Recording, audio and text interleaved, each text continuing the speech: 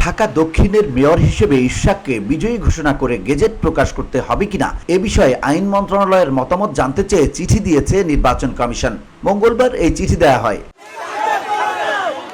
এর আগে ২৭ মার্চ ২০২০ সালে অনুষ্ঠিত ঢাকা দক্ষিণ সিটি কর্পোরেশনের নির্বাচনের ফল বাতিল করে সাবেক মেয়র সাদেক হোসেন খোকার ছেলে বিএনপি নেতা ইশাক হোসেনকে মেয়র ঘোষণা করে রায় দিয়েছে আদালত।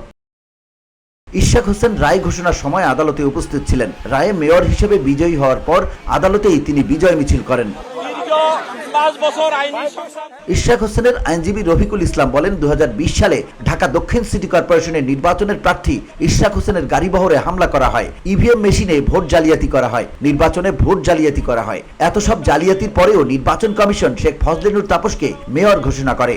মেয়র তাপস জোর করে ঢাকা দক্ষিণ সিটি কর্পোরেশনকে দখল করার লক্ষ্যে ইভিএম এর ভোট জালিয়াতির মাধ্যমে কেন্দ্র দখল করে।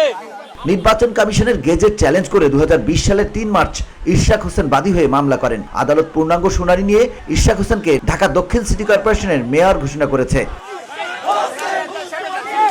ইশাক মামলার আবেদনে অভিযোগ করেন, ২০২০ সালের ১ ফেব্রুয়ারি ঢাকা দক্ষিণ সিটি কর্পোরেশনের নির্বাচন অনুষ্ঠিত হয়। তিনি ছিলেন একজন মেয়র প্রার্থী। ইশাক হোসেনের নির্বাচনী কর্মী তাদের এজেন্টদের মারধর করা হয়। এ নিয়ে তখন গণমাধ্যমে প্রতিবেদন প্রকাশিত হয়। এ বিষয়ে লিখিত অভিযোগ দেওয়া হলেও সেগুলো আমলে নেওয়া হয়নি, বরং নির্বাচন কমিশন নীরব দর্শকের ভূমিকায় ছিলেন। এমনকি নির্বাচনের দিন তার এজেন্টদের মারধর করে বের করে দেওয়া হয়েছিল।